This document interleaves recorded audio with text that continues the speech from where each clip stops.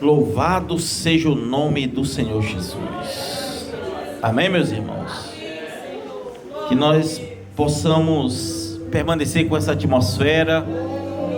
Aqueles que ainda estão cochilando na fé, que possam despertar, porque estamos em um culto especial. Amém? O culto de ceia é um culto que revela o estado da alma. E o tema dessa noite é a mesa onde se revela o estado da alma. Para isso nós vamos ler o texto de 1 Coríntios capítulo 11, a partir do versículo 23, que é o texto que nós geralmente lemos todos os meses, todas as vezes que damos ceia. Amém? E hoje nós estaremos lendo mais uma vez, porém daqui extraindo um tema. Amém? 1 Coríntios capítulo 11, versículo 23. Aleluia, Jesus. Glória. Nós vamos ler até o versículo 32.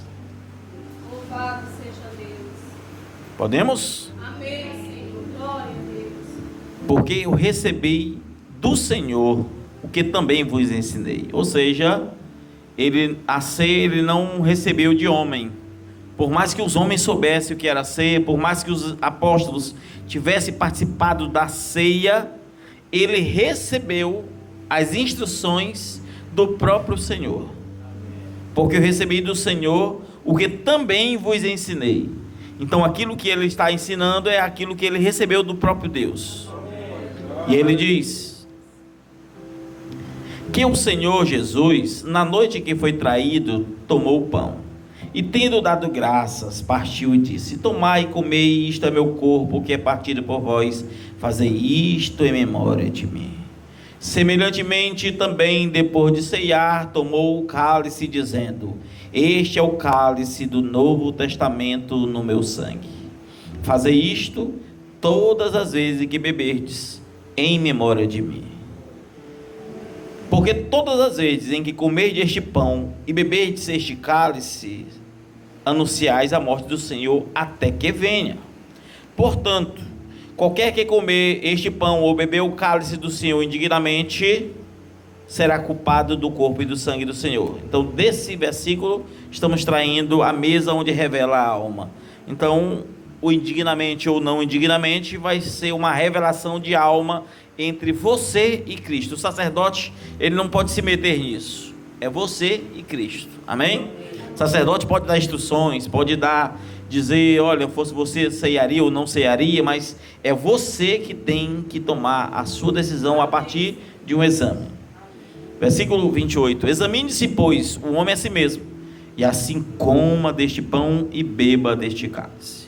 Porque o que come e bebe indignamente, come e bebe para a sua própria condenação, não discernindo o corpo do Senhor. Por causa disto, há entre vós muitos fracos, doentes e muitos que dormem. Porque se nós julgássemos a nós mesmos, não seríamos julgados. Mas quando somos julgados e repreendidos pelo Senhor, para não sermos condenados com o mundo. Uma vez eu preguei um tema, talvez, acho que está no YouTube, sobre a ceia, um culto de julgamento. Hoje eu quero falar sobre a mesa que revela o estado da alma. Senhor Deus, lemos uma porção da Tua palavra, mas que o Senhor revele sobre cada um, Deus, a nossa porção. Que o Senhor revele, Deus amado, aos nossos corações a nossa porção, Deus. Dai-nos uma porção, Deus amado, de hoje, como Tu tem dados a cada dia. É o que nós te pedimos, no nome do Senhor Jesus. Amém. Podem sentar, meus irmãos. Então, observe, Santa Ceia, irmãos, é um lugar onde Deus, Ele olha primeiro para a nossa alma, para depois olhar para as nossas obras, nossas atitudes, nossas mãos. Quando eu falo obras, é o que nós temos feito para Deus. E talvez essa frase pareça comum quando eu digo a ceia é um lugar que Deus olha primeiro para a alma, como se em outro lugar Deus não olhasse para a alma. Deus sempre olhará para a alma. Porém, quando eu digo primeiro, é porque após olhar para a alma, há uma sequência que Ele requer de nós. mas primeiro ele olha justamente para a nossa alma. Amém? Então na ceia, Deus não pergunta quantas vezes você ofertou, se você tem sido um dizimista fiel. Na ceia, Deus não pergunta quantos ofícios, cargos na igreja você granjeou. Deus não pergunta quantas almas você tem ganhado para ceiar. Não, Ele não pergunta nada disso. Deus, Ele pergunta como está a sua alma. Na ceia, a pergunta de Deus é: como está a sua alma? Porque a ceia é a mesa que revela a alma. Amém? Amém? Então, ele pergunta como realmente está a sua alma. Se a sua alma tem sede de Deus, ou se tem sede de outra coisa. É isso que ele pergunta. Por exemplo, hoje é jogo da Copa. Talvez a sua alma estava nisto, e não na ceia do Senhor. No resultado, talvez olhando ali, sabe? Mas aonde está? Isso revela aonde está. A ceia revela, amém? O estado da nossa alma. Então existem pessoas que praticam a ceia todos os meses não falha uma ceia. Todas as ceias estão ali praticando, estão ali bebendo do corpo e do sangue, estão ali realizados por estar presentes, mas não têm tido comunhão com Deus ali durante anos da vida. Todas as ceias estão fisicamente, mas já está há tanto tempo separado de Deus, distante de Deus. Então a ceia nos pergunta, a mesa nos faz indagar como está a nossa alma. Paulo disse: examine-se um homem a si mesmo. Como está a sua alma? Deus não disse para você examinar como é que está o teu irmão, como é que está o pastor, como é que está a irmã, como é que está a tua esposa, como é que está teu esposo, como é que está o... Não, para você examinar como está a sua própria alma. Amém? Amém? Porque se nós não examinarmos, irmãos, nós vamos permanecer com pão na boca, porém nós não vamos ter Cristo no coração. Vamos estar com atos religiosos, como um religioso que toma pão, ceia com pão com fermento e suco, e acha que aquilo é ceia. Mas às vezes, mesmo eles estando enganados e blasfemando, porque ali tem um tipo, mas às vezes eles estão com uma seriedade no coração que temos a fórmula correta, mas às vezes as atitudes erradas. Então nem lá e nem aqui, porque a mesa ela vai refletir o estado da nossa própria alma. Quando você lava os pés, só pega os pés e vai lavando, como está teu pensamento? Se não se tornou um ato meramente religioso, quando você pega do pão e bota na boca, será que você, quando está mastigando, está pensando sobre a tua vida, ou você está mastigando religiosamente, e tua mente é como se fosse mastigar um biscoito, está mastigando, pega o suco e coloca, mas não tem uma análise, como você ceia de fato. Às vezes praticamos e passamos a vida inteira ceando errados, ceando porque não percebemos qual é a maneira correta de fazermos isso. E aí hoje vemos a Santa Ceia sendo passado, sendo tomada, mas não temos visto um diagnóstico espiritual, muitas vezes talvez da maneira que Jesus requer de nós. E ceia é justamente, a mesa é um lugar para nós examinar. Amém? Amém? Então a primeira coisa, eu separei alguns pontos aqui, 5 pontos, eu não sei se vai dar tempo de eu pregar, mas a primeira coisa é que a mesa da ceia revela primeiramente quem é Jesus. Então a primeira coisa que nós precisamos aprender, se a mesa revela algo, ela revela primeiro quem é Cristo. Ela não começa por mim, não começa por você, começa pelo próprio Cristo. Amém? Amém? Ela começa por Cristo, quem Jesus é.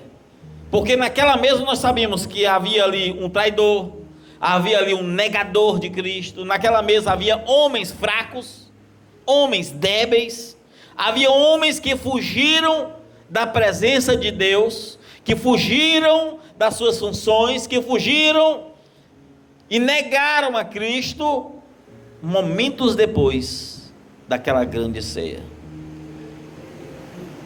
Mas havia um que revelou quem era de fato. Revelou que tinha um domínio da mesa e sabia todos aqueles que estavam ao redor da mesa. E ele sabia cada um. E mesmo assim, havendo traidor, havendo negador, havendo homens fracos e débeis, ele repartiu.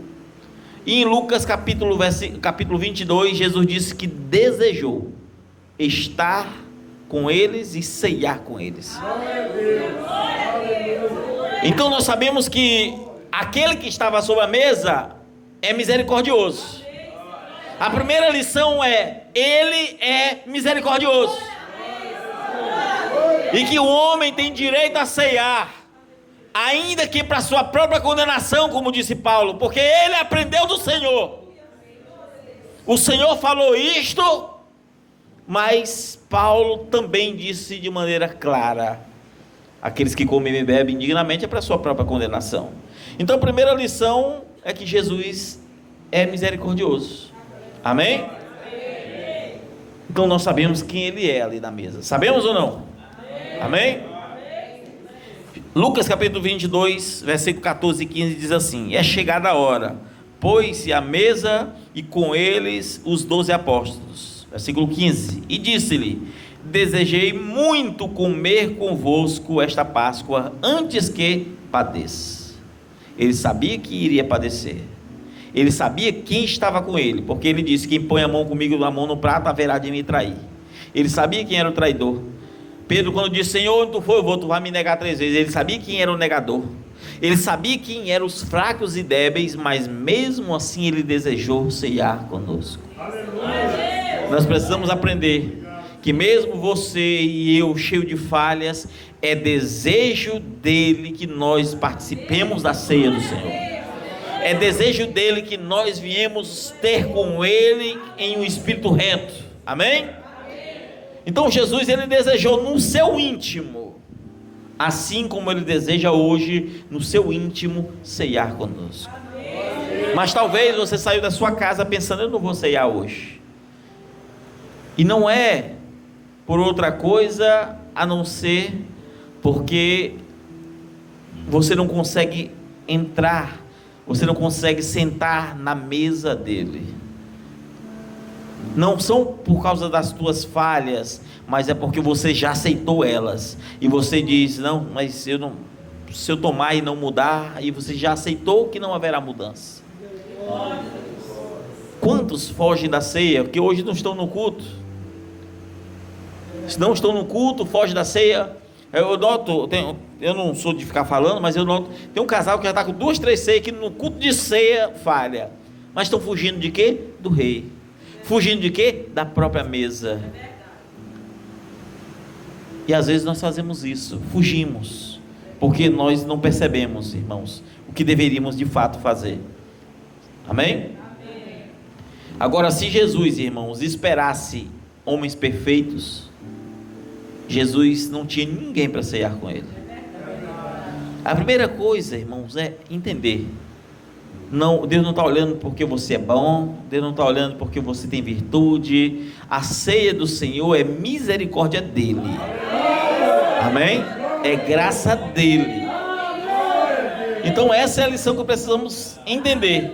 Ninguém entrará na presença dele, ninguém entrará nessa ceia porque é bom, porque é virtuoso, porque olhou para si e não viu nada. Pelo contrário, quando você examina a si mesmo, vai ver que está cheio de defeitos. E Paulo diz que você vai começar a observar esses defeitos, porque a mesa revela a alma. A mesa revela a alma. Por isso que quando você pode se examinar antes de ceiar, mas quando você está pegando o pão ali e vai ceiar diante da mesa, você tem que parar ali um pouquinho, estar mastigando ali, mas tem que estar sempre em meditação. Meu Deus, eu preciso mudar isso, aquilo outro. Não é um pensamento religioso, não é um pensamento qualquer, tem que ser algo especial. Amém? Porque Deus tem apreço pela sua alma, irmãos.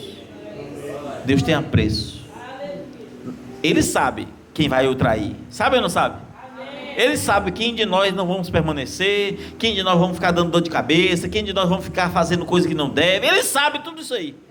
Mas mesmo assim, Ele nos dá a oportunidade. Ele nos dá a oportunidade. Então a segunda coisa que nós precisamos aprender sobre a mesa é que a mesa revela agora quem somos. Se a primeira coisa é quem Ele é, que é misericordioso, a segunda coisa é quem somos. 1 Coríntios capítulo 11, versículo 28. Examinai, pois, o homem a si mesmo. Paulo não disse examinai o próximo, examine o pastor, examine não sei quem, não. Ele disse examine-se o homem a si mesmo. Porque o homem precisa saber quem ele é. Eu preciso saber quem Jesus é, mas eu preciso saber também quem eu sou. Quantas vezes você ceiou pensando que ia ser diferente, pensando que é assim, assim, sabe, e continua fazendo tudo errado.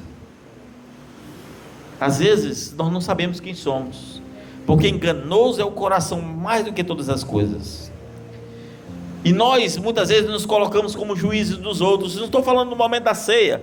Alguém falha, alguém peca, alguém fracassa, e você quer se colocar como juiz. Esses dias mesmo uma pessoa se afastou, me lembrando agora, e a irmã me falou: pastor, me desculpe, eu não consegui, já estou tantas vezes tentando, eu estou com vergonha já, porque eu estou com vergonha das irmãs também.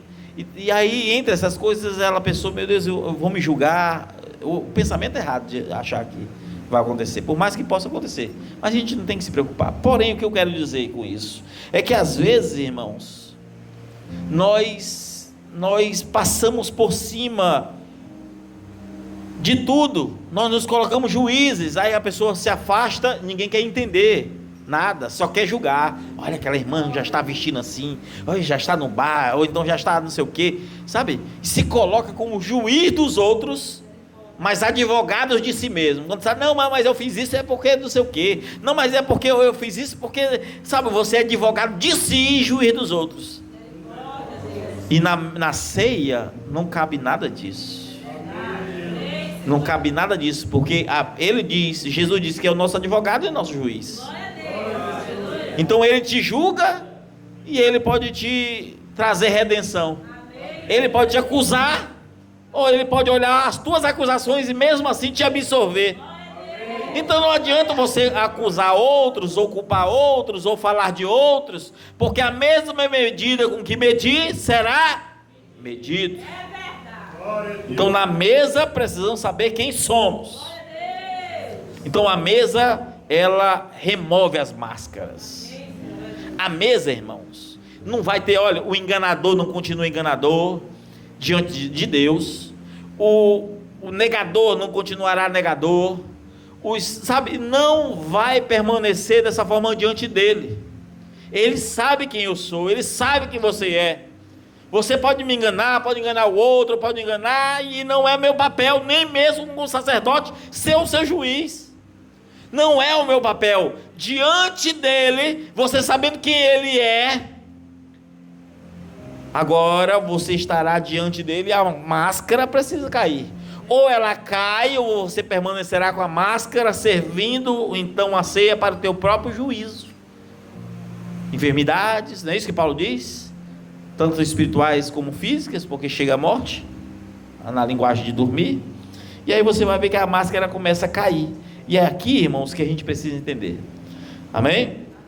Que diante da mesa do Senhor, a máscara realmente cai. Jesus disse: aqui há um que há de me trair. E um disse: serei eu? E Jesus sabia quem era. Jesus não falou: aqui também há um de me negar.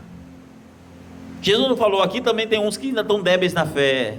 Não, mas todos estavam diante de Deus. A ceia, ela é capaz de remover a máscara do pecado. A ceia remove a máscara do orgulho.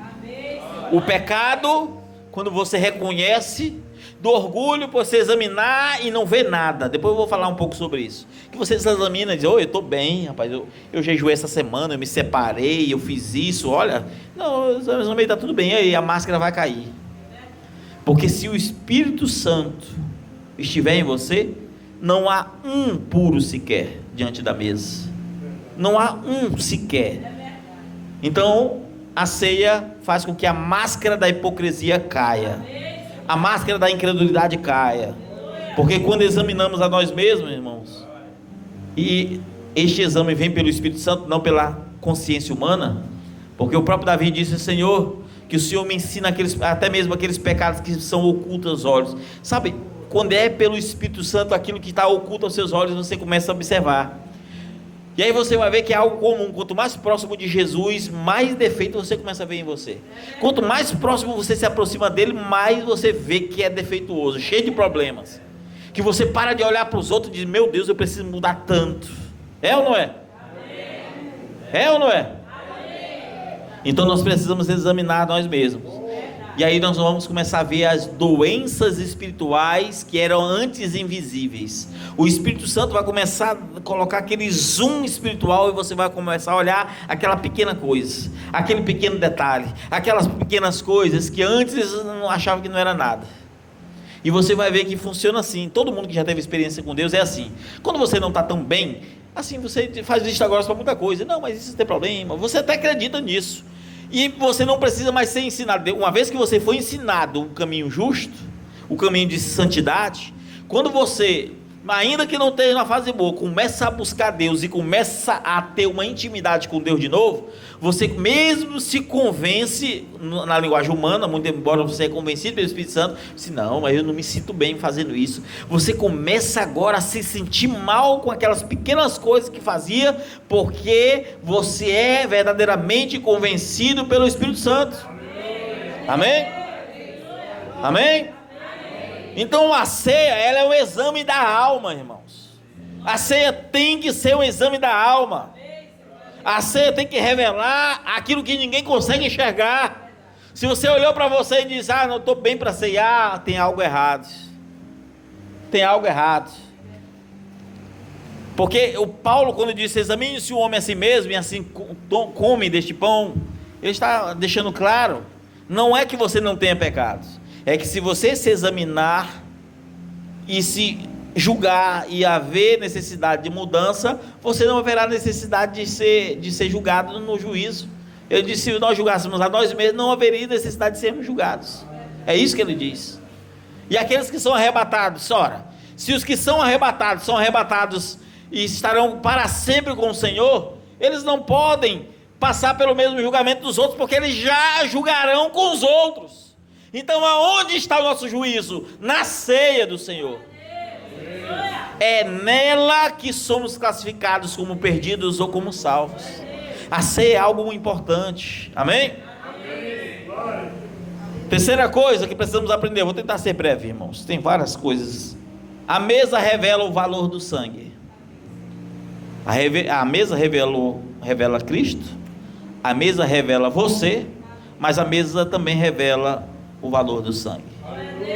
Quando você vai lá em Êxodo capítulo 12, quando o sangue do cordeiro que era morto foi colocado nas portas, na janela das casas, versículo 13 diz assim: e aquele sangue lhe será por sinal, e as casas que tiver o sangue eu passarei por cima, e não haverá nem morte e nem praga alguma. O sangue do cordeiro é o sinal de que não há morte, não há praga. Mas antes do sangue, eu tenho que alimentar de todo o cordeiro. Antes do sangue, há um tempo provido para que toda a família coma todo o cordeiro, ou seja, se alimente de toda a palavra. Não é uma coisa aqui e outra ali, não, é se alimentar de todo o cordeiro. E então o sangue é passado nas portas. Quando você se alimenta de toda a palavra, então o sangue de Jesus te cobre de todo mal. Então o sangue de Jesus te purifica de todo mal. Amém? Amém? Então nós precisamos entender o valor do sangue. Louvado seja Deus. O problema é que quando nós esquecemos o preço da cruz, a santidade começa a perder o seu valor. Quando você perde o valor da cruz, do sacrifício, do cordeiro, quando você começa a passar por cima da palavra, você está demonstrando o pouco apreço pela cruz. O pouco apreço pela cruz. Porque logo após a ceia, a cruz trouxe redenção para aquele que era um negador, para todos aqueles débeis que estavam com Jesus, os apóstolos, todos estavam na mesma condição, mas o sangue de Cristo foi capaz de purificar todo mundo, e aquele que negou a Cristo se torna agora um ganhador de almas. E a igreja que antes temia, começava a pregar. Nós fizemos aqui uma leitura de todos, quem lembra? Todo o livro de Atos, cada capítulo nós pregamos do começo ao fim, e vimos como a igreja era virtuosa, poderosa, os apóstolos eram cheios do Espírito, por causa do valor do sangue. Amém? Então, o mundo ele começa a parecer bonito para quem perde o valor da cruz. O mundo começa a parecer bonito. Aquilo que causava vergonha já não causa mais, porque a cruz de Cristo já não tem o mesmo valor. Se torna algo barato. E se é algo barato, o mundo começa a ficar atraente. O mundo era feio, se torna atraente para você. E aí as coisas começam a tomar lugar, os pequenos erros, os pequenos pequenos delitos. E a alma, ela começa a perder a força, porque ela está suja. Ela começa a ficar suja. Então nós precisamos entender o valor do sangue. O sangue é para sujo mesmo, mas o sangue não é para sujo permanecer na sujeira. O sangue, o profeta chega a dizer que o sangue é como detergente, não é isso, irmão Gereiro, que ele usa? Ele usa a expressão detergente, que é como um detergente mais forte que o mundo já criou, capaz uma passada é capaz de tirar toda a crosta, todo tipo de sujeira, todo o lamaçal do pecado. Amém? Quarto, a mesa revela o perigo da indiferença. Eu vou tentar parar por aqui, amém? Muito embora tenha outras coisas para falar. Então lá em Corinto, você vai ver que a igreja não tinha problema, por exemplo, de idolatria. Eles não eram idólatras. Eles não tinham idolatria, não cometiam nada dessas coisas. Observem, nada disso. Porém, você vai observar que durante a ceia, eles tinham problemas que eram piores do que a idolatria. Naquele contexto, eles perderam a reverência. Eles perderam justamente a reverência. Eles fizeram do sobrenatural algo comum. Talvez na ceia, nas primeiras ceias que se tomava, dava vontade de chorar. Você lavava os pés, você tomava da ceia, era algo assim tão... E agora se torna comum.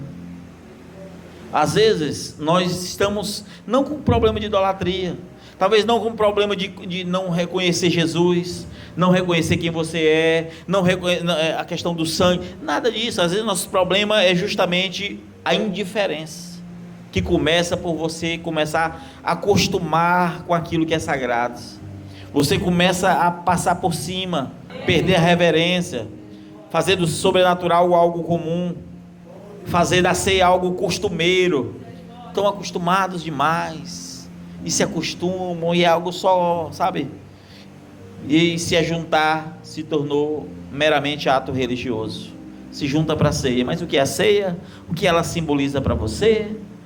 E você não tem diferença nenhuma se tem ceia ou se não tem. Você peca, você mente, você faz o que for, mas você não tem diferença. Você vem para a ceia como se fosse um culto qualquer.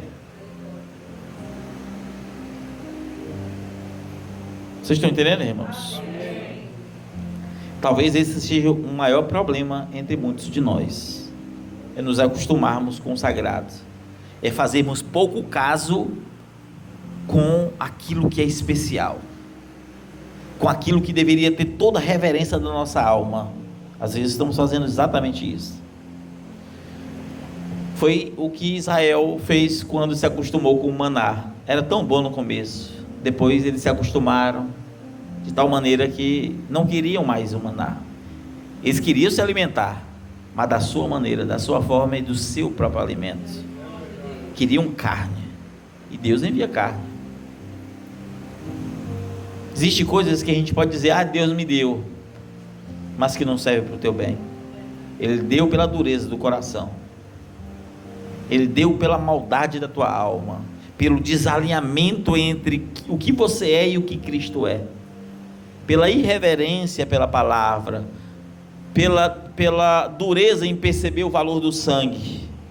E às vezes nós fazemos isso, como os filhos de Eli, que se acostumaram com o altar sagrado que vinha ali, sabe, servia para perdão dos pecados, e eles pegavam como se fosse um churrasco, pegavam os petos e botavam prato ali, e comiam e não estava nem aí, se acostumaram. Ou como Sansão, que se acostumou tanto com a presença de Deus, que começou a brincar, brincou com a presença, com algo tão sagrado, e o Espírito se retirou dele.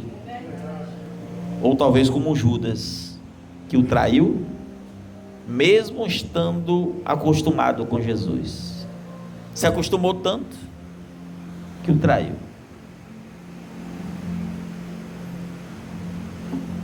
Quando eu estava fazendo esse esboço, quando eu escrevi aqui Judas, eu não sei se eu posso falar, qualquer coisa, outro culto eu falo.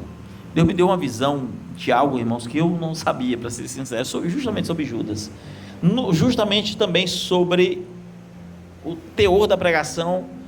Mas eu estava ali fazendo esboço, e quando escrevi sobre Judas, eu até temi. Deus deu uma visão, depois um esclarecimento, mas eu me achei indigno de falar, porque é como se eu tivesse, não que é, porque eu creio que, eu creio e sei quem fala comigo, mas é como se eu estivesse enxertando o conhecimento, entende? É como se eu estivesse trazendo algo a mais que não está escrito, muito embora eu sei e creio no que eu vi. Mas se Deus der permissão, eu falo para os irmãos algo interessante. E Judas, ele estava ali, acostumou-se com Cristo.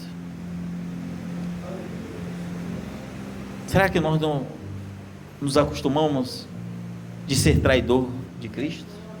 Será que nós não nos acostumamos, irmãos, de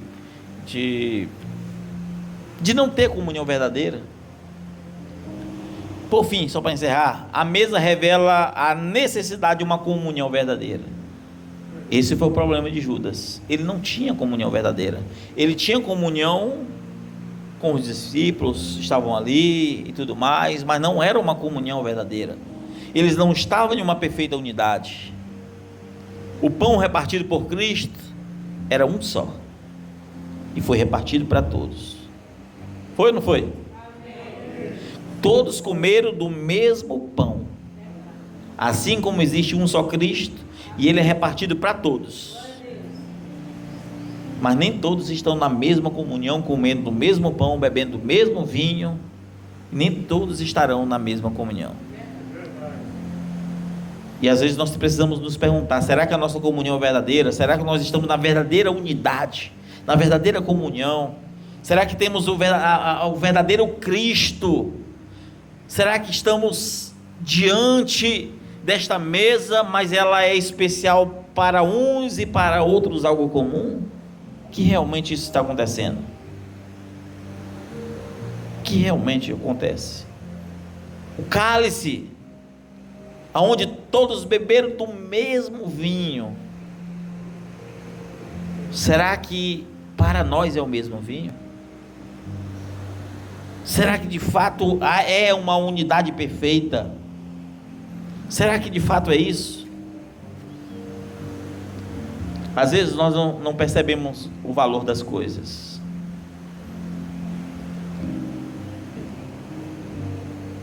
Eu tenho aqui no meu dedo uma única joia, uma aliança de casamento.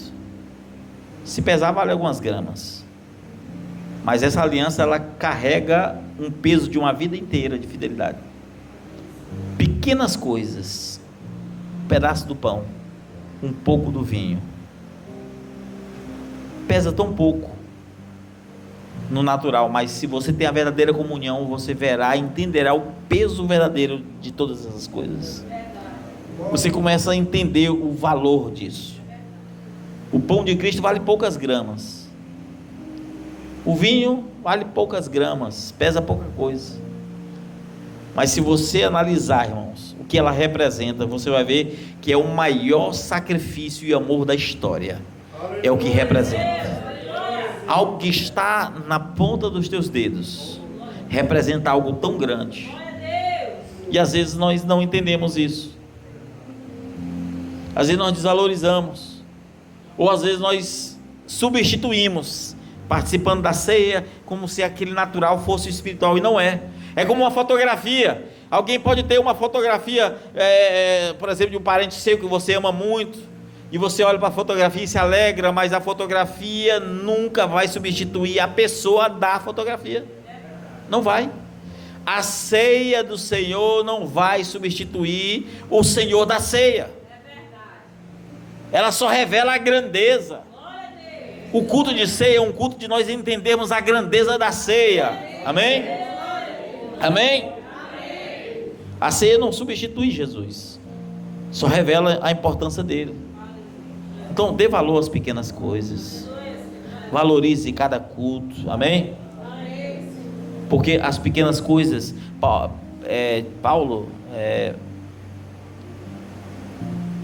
Tiago, acho que é Tiago que fala do leme do navio, um pequeno leme, não é isso? Pequeno leme guia todo um grande navio, um gigante navio. Pega uma bússola. A bússola, irmão, se você pegar a bússola, ela não vai servir para controlar o navio. Vira para a esquerda, a bússola não serve, mas ela vai fazer com que o navio evite se perder na sua rota. Assim como o leme não serve para guiar no sentido da direção hemisférica, né? Mas serve para guiar entre a direita e a esquerda. Ou seja, cada pequena coisa tem sua função. O corpo de Cristo, cada pequeno membro tem sua função. E não importa quão pequeno seja, você precisa cumprir a sua função. Amém? Você precisa cumprir a sua função. Amém, irmãos? Porque se nós não entendermos isso, nós começaremos a achar que somos crentes sem função. Vamos para a igreja, voltamos, vimos culto. E qual é a sua função? Se você é membro do corpo de Cristo, qual a sua função? Qual a sua função? O que você tem feito para o reino? Porque primeiro ele olha para a sua alma. Ele não requer para a ceia obras, mas ele faz com que a ceia te traga uma comunhão perfeita e as obras prossigam a sua fé. E às vezes a ceia, nós não entendemos que a ceia revela o quão distante nós estamos. O que nós estamos fazendo realmente? Qual é a obra realmente que estamos fazendo? Qual obra? Santa Ceia não vai servir para te salvar. Ceia não salva um salvo. Se ele é salvo, como a ceia pode salvar um salvo? Mas a ceia, ela realinha a nossa alma a Cristo. Ela realinha. Como assim? Você está alinhado desde quando o aceitou, desde quando ele te salvou, mas a ceia, ela pega aqueles caminhos tortuosos e a direção é aqui reto. Faz você examinar e dizer, meu Deus, não dá para andar desse jeito, não dá para ser dessa forma. A ceia faz isso. Mas às vezes perdemos o vigor. Irmãos, eu não sei o quão essa mensagem ela está servindo para você. Eu não sei o quão ela está entrando na sua alma. Mas eu sei dizer uma coisa para você. Não faça da ceia um culto qualquer. O culto é especial. O culto é especial. O culto da ceia não é um culto que você vem, por exemplo, toda ceia você está no culto. Amém, se vir. Mas não é apenas para isso. Um culto da ceia é para você ter ainda mais vigor para que todo o culto você esteja. É para isso. Ceia é para te trazer mais vigor. Ceia para te colocar naquela perfeita comunhão, mesmo você com teus defeitos, com as tuas fraquezas.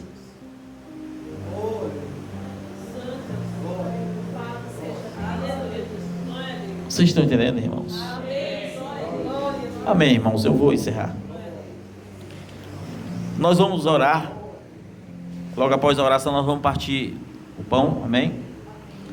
Não vamos ler a leitura da ceia, porque hoje a mensagem foi exatamente sobre a escritura da ceia. Bom, nessa oração, se examine. A ceia, ela tem um valor muito grande. Muito grande. E quando você entende o valor da ceia, irmãos, você sempre vai buscar valorizar. Amém? Senhor Jesus, Pai, pedimos perdão, cada erro, cada fracasso, cada passo tortuoso. Como ministro da Tua palavra, peço perdão pelo povo. Como diz em Hebreus, o sacerdote foi levantado para oferecer dons e sacrifícios. E te apresento diante, Deus, do maior sinal que o Senhor deu, da maior prova de amor que o Senhor deu. O Senhor fez algo que nenhum homem da face da terra podia fazer. O homem não podia fazer sequer por si mesmo, porque mortos estávamos em nossos pecados, disse Paulo. E como disse Paulo, que do céu à terra não há um justo sequer, e não havia um que buscasse ao Senhor. Então o Senhor põe o teu Santo Espírito, e agora há uma luta travada entre o velho homem e o novo homem. Esta luta nos impede de fazermos aquilo que queríamos antes no passado, para fazermos aquilo que Tu queres, Pai. Santifica Teu povo, perdoe cada passo, cada pecado.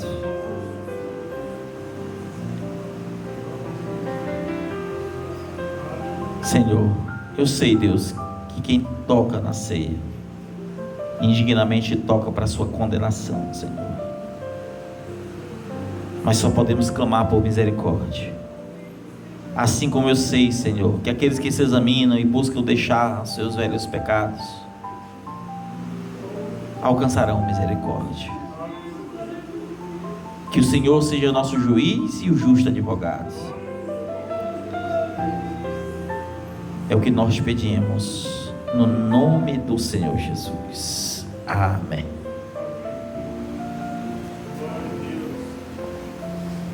Vamos orar por este pão e este vinho. Senhor Deus, eu te apresento este pão e este vinho. O pão simbolizando o teu corpo cravado naquela cruz. O vinho simbolizando o sangue derramado. Na tua dor estavam os meus pecados. Naqueles pregos estavam as minhas falhas. Naquela coroa estava a minha prisão.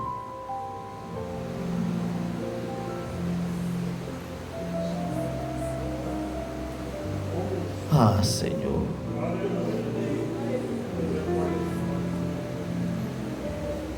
Estavam ali, Senhor, os nossos erros nos teus passos.